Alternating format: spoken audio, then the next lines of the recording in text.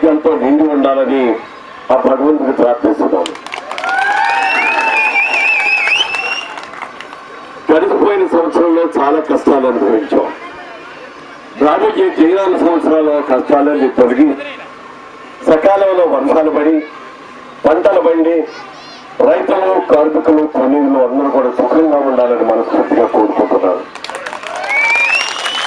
అలాగే యువత చాలా మంది కుర్రవాళ్ళు వాళ్ళు చేయడానికి పనులు లేక ఉద్యోగాలు లేక మంచి చదువులు చదివి కూడా ఉద్యోగాలు లేకుండా ఎంతో బాధపడుతూ వచ్చారు. రాబోయే ఈ సంవత్సరంలో వాళ్ళందరికీ జాబులు రావాలని మనస్ఫూర్తిగా కోరుకుంటున్నారు.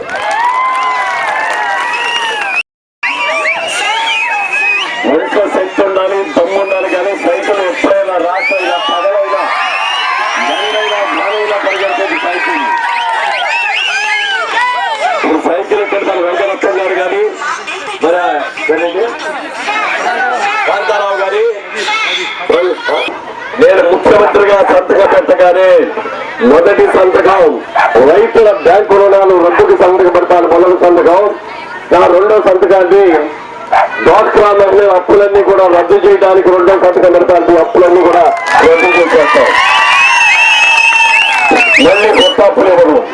అంతేకాకుండా డ్వాక్రా మహిళలు ఎవరైనా సరే మేము ఏదైనా వ్యాపారం చేసుకుంటాం, 4 గోధులు కొనుక్కొని పాడి చేసుకుంటాం, లేకపోతే ఒక 1000 కోళ్లు కొనుక్కొని మేము ఫారం పెట్టుకుంటాం, లేకపోతే మా ఇంట్లో పచ్చళ్ళు అప్పడాలు బుడియాలు చేసే చిన్న కార్యక్రమం పెట్టుకుంటాం. అది మీరు ఎవరైనా కనుక ఏంటంటే ₹1,00,000 వరకు వడ్డీ లేదా అప్పు ఇవ్వడానికి కూడా చంద్రబాబు నాయుడు గారు నిర్ణయించారు.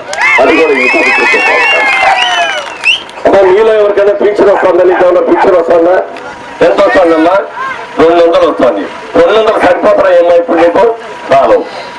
ఇవాళ పెరిగిన రేట్లో 200 ఒక పక్కన 4 రోజులు కూడా పెరిగిపోయి. అందుకని చంద్రబాబు నాయుడు గారు ఒక్కటే చెప్పారు, వచ్చే నెల నుంచి మన గవర్నమెంట్ రాగానే నెల 1000 రూపాయలు చొప్పున ప్రతి నెల 1000 రూపాయలు చొప్పున ఇద్దామని చెప్పి చంద్రబాబు గారు నిర్ణయించారు. అలాగే అవయం పుట్టినప్పుడు మళ్ళాగానే పుట్టినా కాళ్ళు లేకొంతమంది, కళ్ళు లేకొంతమంది, చేతులు లేకొంతమంది, ఇలాంటి వాళ్ళు ఎంతో మంది ఉన్నారు. అలాంటి వాళ్ళందరికీ కూడా ఇప్పుడు 500 ఇస్తున్నారు.